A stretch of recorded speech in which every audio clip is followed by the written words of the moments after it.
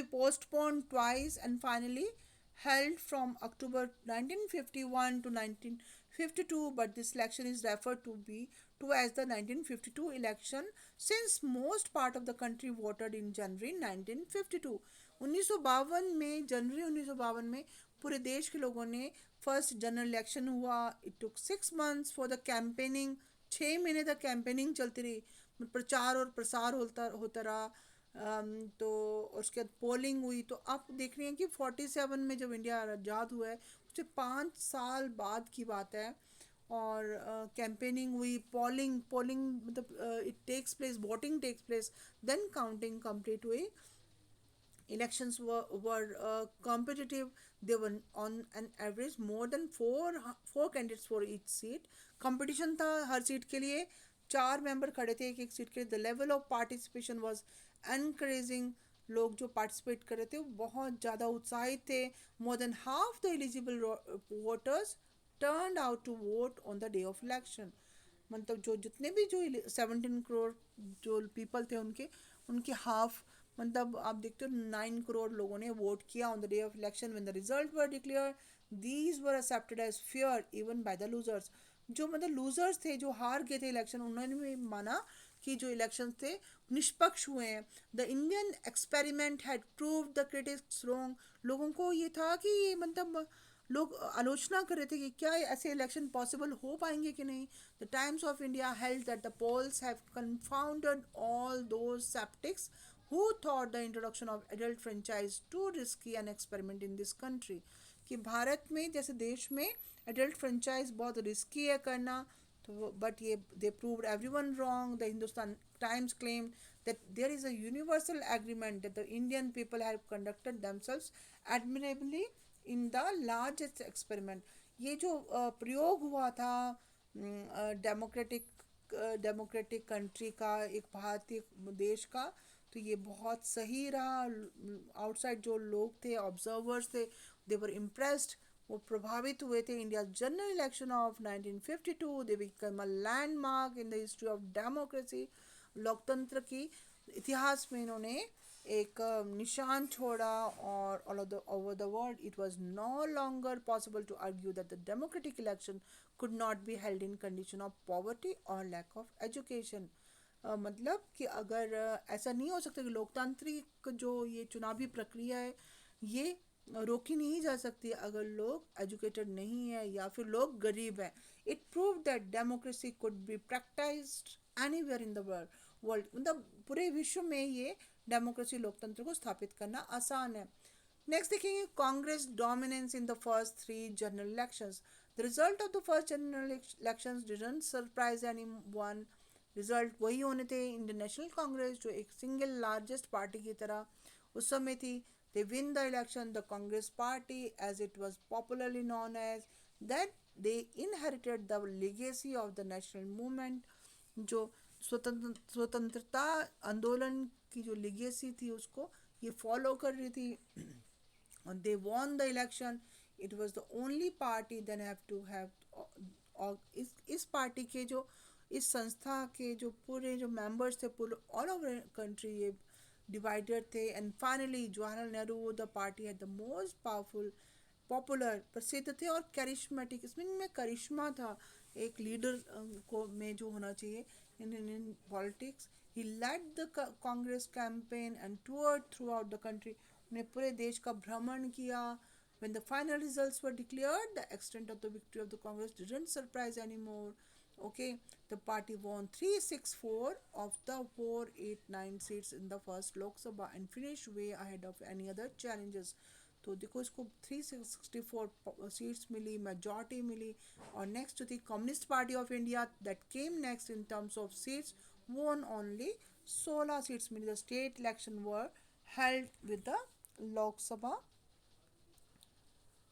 देखिए तो यहाँ पर आप देख रहे हो कि जो जनरल इलेक्शंस थे उसमें कांग्रेस पार्टी जो थी मेजॉरिटी पार्टी की तरह एस्टेब्लिश हो गई. और कम्युनिस्ट पार्टी जो थी that only won 16 seats only. तो Congress this scored big victory. उनको बहुत बड़ी उनको कामयाबी हासिल हुई. Okay uh, now the Communist Party, they only got 16 seats. The Congress scored big victory in those elections as well. अब देखिए, it won a majority of seats in all the states except Travancore और कोचीन, जो कि केरल आजकल का कहला जाता है, मद्रास और उड़ीसा, इनमें इनको सीट नहीं मिली थी। और जो यहाँ पर भी उन्होंने कांग्रेस ने गवर्नमेंट बनाई। So the party ruled all over the country at the national and the state level. Jawaharlal Nehru became the prime minister after the first general election. तो 1952 में पहला जनरल इलेक्शन हुआ। उसके जो लीडर थे वो जवाहरलाल नेहरू बने। Look at the electoral map on the previous page would give you a sense of the dominance of the Congress during the period 1952 to 1962. In the second and the third general election, that is held second general election देखो, 5 साल बाद 1957 में हुआ, उसके बाद 1962 में हुआ। तो यहाँ पर Congress maintain the same position in the Lok Sabha by winning 3/4 of the seat. 3/4 seat जो थी वो इनको मिली। None of the opposition parties could win even 1/10 of the number of seats won by the Congress. मतलब कांग्रेस ने जो सीट्स जीती थी उसके 1/10वां हिस्सा भी उनको किसी को नहीं मिल पाया। They are the majority. The most significant of the cases, these cases was in Kerala in 1957, और यहाँ पर उनको मेजॉरिटी नहीं मिली। when a coalition led by the CPI, Communist Party of India, they formed the government. Apart from exceptions like this, the Congress controlled the national and the all the state governments.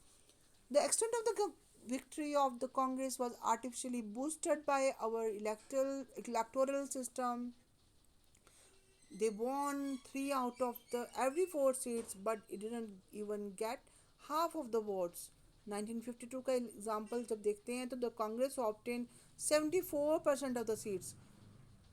तो 1/3/4 seats उसको मिली हैं। The socialist party, the second largest party in terms of vote, secured more than 10% of the votes all over the country, but it could not even win 3% of the seats.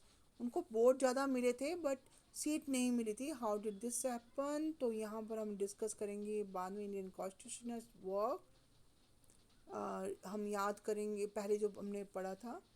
तो in this system of election that had been adopted in our country, the party that get more vote than others tend to get much more than its proportional share. आपने class 11th में पढ़ा था कि proportional share, उसके बारे में पढ़ा था कि कई जगह जो होता है किस कंट्री में क्या होता है कि मतलब आप जैसे कुछ परसेंट जो प्रोपोर्शन होता है वो that is fixed for some party. Okay, कुछ पार्टीज़ हैं उनके लिए फिक्स रहेगा कुछ प्रोपोर्शन, और कुछ मतलब शेयरिंग ऑफ पावर है। मतलब सारी मतलब जो पार्टीज़ हैं, कम्युनिटी है, उनको प्रोपोर्शन दिया जाएगा टू फॉर द रूल करने के लिए नेशन को। तो इंडिया में ऐसा नहीं होता है। इंडिया में क्या होता है कि यहाँ पर क्या होता है कि जो पार्टी सिंगल मतलब वोट भी ज़्यादा लेगी दूसरे पार्टी से, तो वही गवर्नमेंट बना सकती है। तो मतलब इसमें ये नहीं होता कि ज़्यादा वोट मिले। इसमें ये होता है कि मतलब थोड़े से वोट भी अगर उसके दूसरी पार्टी से ज़्यादा है तो that party will win the elections, and that would form the government. Okay, if we add up the votes of all the non-Congress candidates, it was more than the votes of the Congress. अब जितने vote जो मिले थे दूसरे non Congress parties को मिले थे वो ज़्यादा थे टोटल वोट्स, और कांग्रेस पार्टी के जो वोट थे वो that was less, but still they they became the ruling party. Why? Because they have got because जो they have got more, उनको ज़्यादा सीट्स मिली थी। और सीट्स कैसे मिलती हैं? क्योंकि एक भी वोट ज़्यादा होगा तो उनको सीट मिल जाएंगी। तो और जो बाकी जो 25% थे उसमें उनको ज़्यादा वोट मिले थे, but they are not going to form the government. So the Congress was still way ahead of the opposition. अब यहाँ पर ऑपोजिशन पार्टी अब राइज ही नहीं हुई है। मतलब अभी सिर्फ मतलब कांग्रेस पार्टी है, then Communist Party of India है, then we will discuss Socialist Party, Samajwadi party. और ये आप यहाँ पर इसको धीरे धीरे देखेंगे how it come into being. Then nature of Congress dominance, कैसे कांग्रेस डोमिनेट करती थी ऑन द सीन, और Congress as social and ideological coalition. यहाँ पर डिफरेंट पार्टीज को डिस्कस किया गया है।